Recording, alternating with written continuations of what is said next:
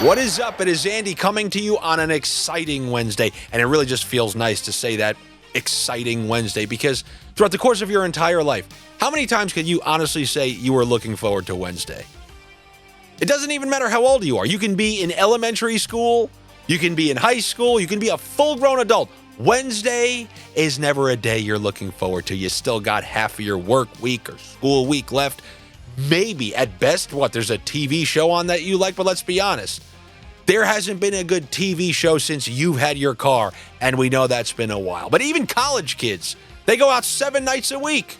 They don't get hangovers. What's the one night they don't go out? Wednesdays. But that's not the case tonight. They've given us a great gift. We have 2 extremely exciting games, because you know how the playoffs works, not just in the NHL, in all sports. You know, even in the NFL, it's like, the Steelers versus the Texans round one. What is that? Nobody wants to watch that. You want those exciting series. This isn't going to be the low event Canes versus Washington Capitals. This is a series that literally would attract people to the game of hockey. People who have been watching this series have been enthralled since game 1, straight up to where we're at right now, this pivotal Game 5 matchup in Toronto between the Florida Panthers and the Toronto Maple Leafs, which is definitely a must-win game for Toronto. After starting the series up 2-0, having a great Game 3, watching that slip away, then getting waxed in Game 4, shutout, they obviously need a response, but this game, it feels a lot different than Game 1, doesn't it? Coming in with that renewed vigor, we closed out Ottawa, we scored on our first shot. Now, you've scored on a grand total of 0 shots in that last game. You got shut out, and now you have to try to refine the momentum against a Florida team who just looked like the most Florida we have seen this playoff season. So it's extremely exciting, and the one thing that I know about this Game 5, I told you last week, Game 3 is going to be a close squeaker money line. Game 4 is going to be a puck line Panthers win. And then I said, I know what's going to happen in Game 5 because I've just watched this movie so many times. The same movies that are never around anymore on Wednesdays. I used to watch them. And that's the movies that will nearly guarantee this is a clenched ass cheeks under. Look around the NHL. If you just take out that one maniac third period, I don't know how the hell that happened in a Carolina series where every single game went under. Every other series, the most recent game, including the Edmonton Oilers, Vegas Golden Knights, right? Oh, yeah, 9-10 goals? No, it was a 3-0 shutout. Last night, Dallas Stars, 3-1 game. The unders are starting to pile up because now we are later into these series. We are in such a pivotal game that the winner of this game has an overwhelming chance to make it to the conference finals. So in these games, you usually see, 2 power plays for each team, fewer penalties called. You obviously saw the war that was going on last game. I expect it to be somewhat a continuation of that.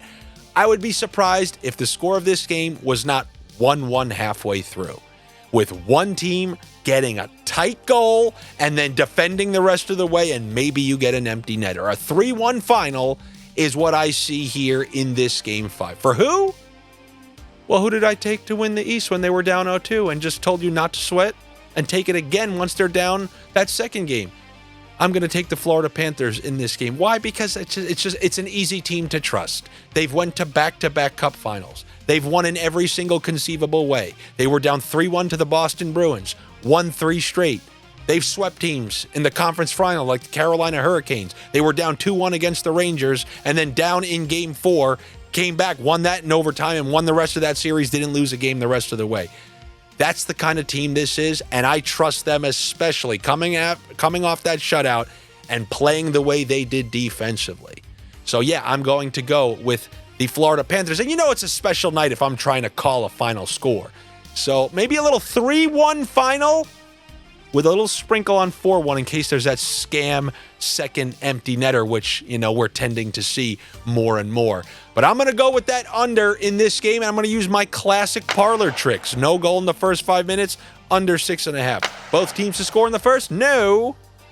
Under 6.5. And in a game like this, I truly believe if Connor McDavid was in this game and the Florida Panthers were on the other side, just like I said in Game 7, if you list his point prop at 1.5, I'm taking the under. In clenched ass cheeks games, I don't care who you are, you do not deserve a 1.5 total. And we're seeing Mitch Marner, a guy who in games 5 through 7 of a series has the polar opposite stats than games 1 through 4. Why? Fewer power plays, fewer free scam points. And they have him listed at 1.5 in a game against the Florida Panthers. We're playing the type of defense they're playing, coming off of a shutout. Yeah, I will take the under 6.5 and the under 1.5 points for Mitch Marner in this game against the Panthers. Look, I understand. That's a lot of under talk. It's been a lot of under talk. And you're a filthy pirate who needs to roam those over parlay seas. Okay, fine. I will dig out something for you. Now, early in this series, we were praising that Marchand, Lundell, Lusterinen line. They were carrying the load. But what did I say about good playoff teams? What are my favorite types of playoff teams? Ones that can pass the baton, and it's time for another line to start to come through. And we've seen that with the Florida Panthers. Paul Maurice, smart move, did the same thing last postseason. There's a subtle little adjustment. Verhaeghe from line 1 to line 2 with Tkachuk. Rodriguez, line 2 to line 1. That second line has been coming through for them a ton in these last 2 games. And I'm going to look for that to continue because Carter Verhaeghe is a very streaky scorer. When he starts to score, they come in bunches. Him and Matthew Tkachuk playing on line 2, playing on that top power play. They combined for a power play goal last game. I will go with the both of them for a point at a plus 130. I understand the Marchand, Lundell, Lusterinen. That's a plus 1,100 play if those 3 can find themselves on the score sheet.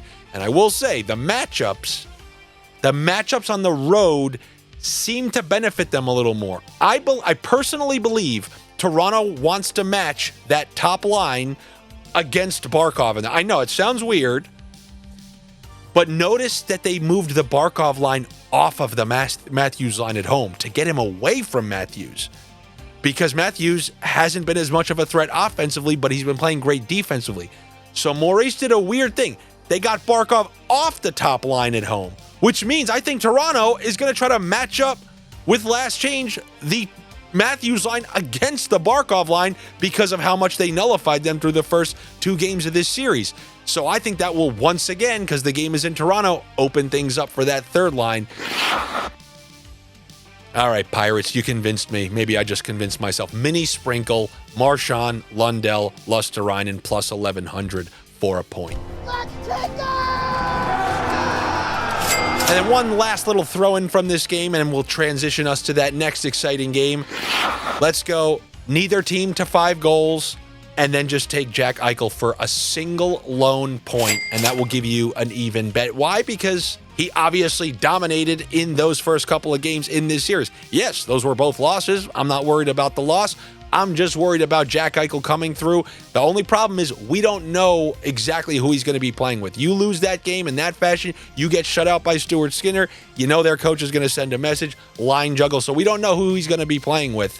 So I'm going to have to go Jack Eichel over 1.5 points in an elimination game at home. I know Stuart Skinner just shut them out. Something tells me they'll fare a little better on their own home ice. Are they going to win? I tend to think they're going to win this one, and then Edmonton will close it out in the next game. But these Edmonton Oilers, as I told you before this series, it is the curious case of the Edmonton Oilers. I guess it's the best case for trusting your gut.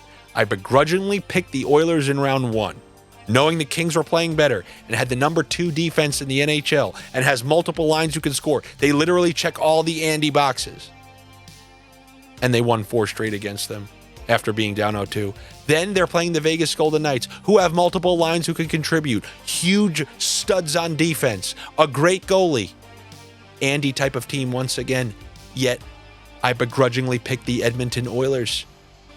The Edmonton Oilers who don't even have their best defensive defenseman and are just rolling out guys like John Klingberg out there, who has a 1% defensive rating on the old J-Fresh scale. And yet, what are they doing? They're taking the number 1 defense and scoring on them at will. It's the curious case of the Edmonton Oilers. And I don't know if they're going to win. I definitely think they're winning the series, as I told you to your chagrin. But this game, I tend to think that Vegas is not going to go out on their own home ice like that. I think they're going to have a good game, and I think Eichel's going to produce. So give me the over 1.5 points for Jack Eichel. And, I'm just going to say them. They're plus money.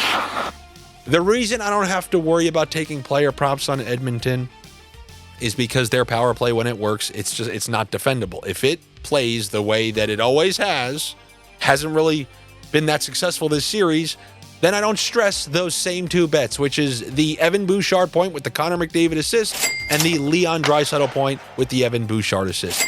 They run the top of that power play, and I trust those guys more for a point than pretty much anyone in the entire playoffs. So that is what I have for you here on an exciting Wednesday. Enjoy it because you only get so many of them throughout the course of your entire life.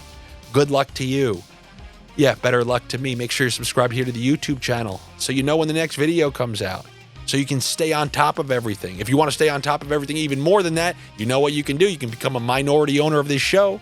You can join the Patreon where you can... I don't know right now, no joke, who's going to be on the Vegas Golden Knights lines. I don't know who Jack Eichel's line mates are going to be, but I think Vegas is going to be able to score in this game, and I want to pair him. Is it going to be Stone? We've seen them move Stone down to line 3. If they put Olofsson up there, that will be a great value. But they moved Dorofeev back to the top. Dorofeev, are they going to do Carlson again? I'm going to pair him with whoever's on power play 1 and on his wing because I think they're going to come through at some point. I don't know who that is yet, but I will update that on the Patreon as I always do. That's also where you can get Josh's baseball picks, and you can compare legs with the other parlay dreamers on there in the chat rooms. I hope to see you there. If not, I will see you here for the next round of NHL Sniffs. And don't be a stranger. Bring that good sports betting karma upon yourself by liking, commenting, and subscribe if you aren't already. Click those notifications. I'll see you tomorrow. Attention gargoyles. I find your lack of faith in Sniff Lord Andy's picks disturbing. Like and subscribe.